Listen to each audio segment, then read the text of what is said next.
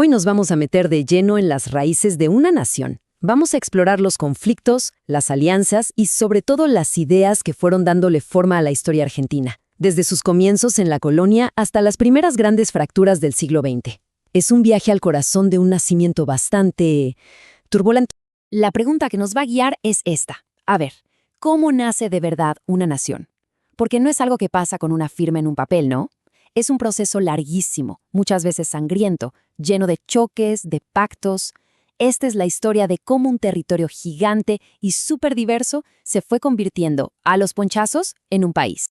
Bien, nuestro punto de partida es un territorio que, muchísimo antes de que llegara cualquier barco europeo, ya estaba lleno de vida. Era un hervidero de pueblos, cada uno con su cultura, su economía y su manera de entender el mundo. No era un lienzo en blanco, para nada. Y acá tenemos el choque frontal, el Big Bang que definió toda la era colonial.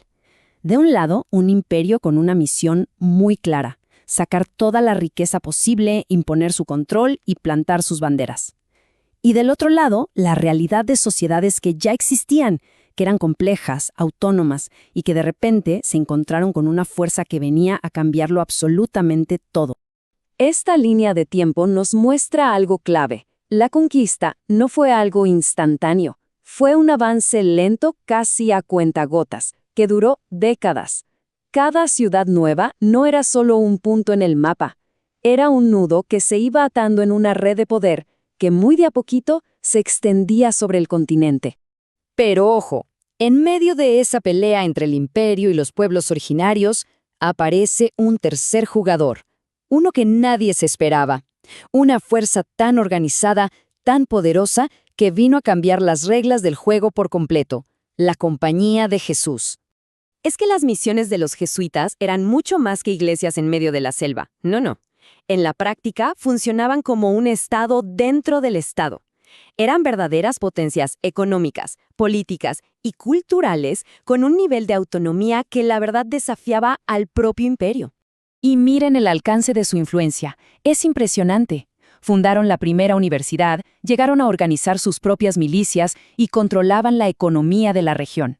Los jesuitas no solo estaban ahí para predicar, construyeron un proyecto tan exitoso que al final se convirtió en una amenaza, una anomalía que el imperio no podía seguir ignorando.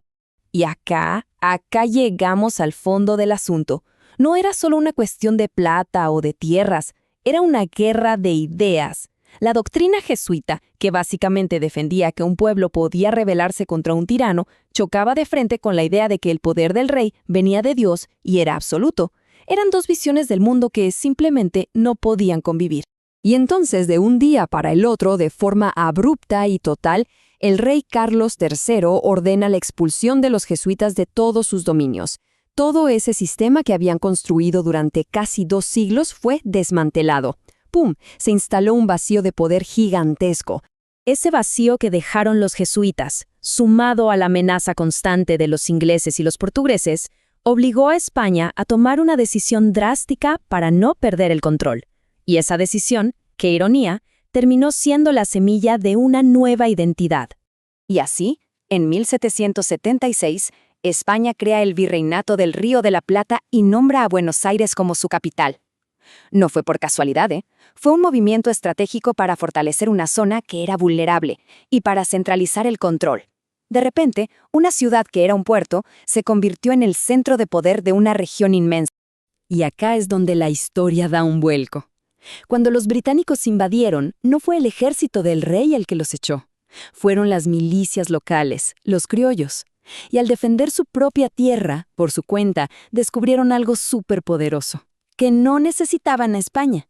Esa victoria en el campo de batalla fue, en muchos sentidos, el nacimiento de una nueva identidad. Pero bueno, liberarse de España fue solo el primer paso. Ahora venía la pregunta del millón. ¿Y ahora quiénes somos? ¿Qué tipo de nación queremos construir? La respuesta, lamentablemente, no se encontró discutiendo en salones, sino en los campos de batalla. Empezaba una larguísima y sangrienta guerra civil. Esta línea de tiempo es brutalmente clara. La independencia en 1816 no trajo la paz, para nada. Trajo décadas de guerra interna. La unidad del país no fue un acuerdo amistoso, fue un proyecto que tardó casi medio siglo en imponerse por la fuerza de las armas. En el corazón de esta guerra había dos ideas de país que no podían convivir. Por un lado, los unitarios, imaginen un cerebro en Buenos Aires controlando todo el cuerpo. Querían un gobierno central fuerte y comercio libre.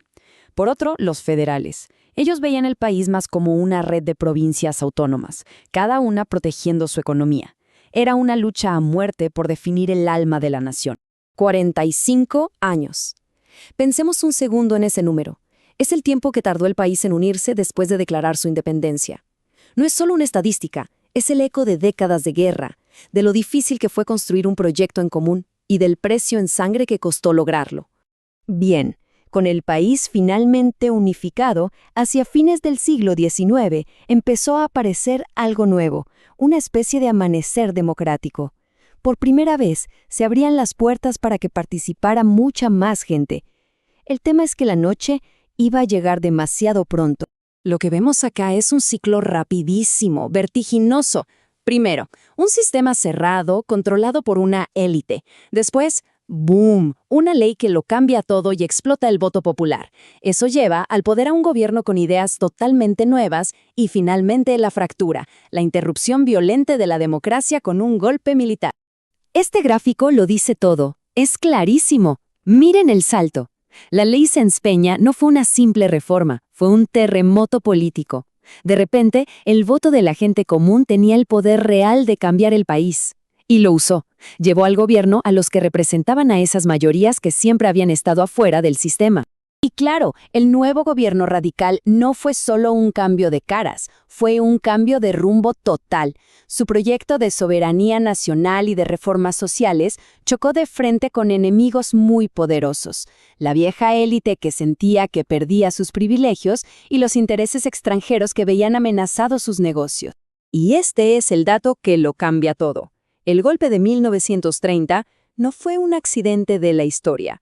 Fue la inauguración de una costumbre terrible.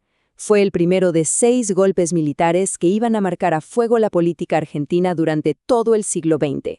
El golpe de 1930 cerró un capítulo, sí, pero la pregunta final queda flotando en el aire. ¿Terminaron alguna vez estas luchas que vienen desde el principio? La tensión entre un centro y el interior, la pelea por el modelo económico, la búsqueda de una identidad. ¿O será que esos viejos fantasmas simplemente han cambiado de rostro y siguen caminando entre nosotros?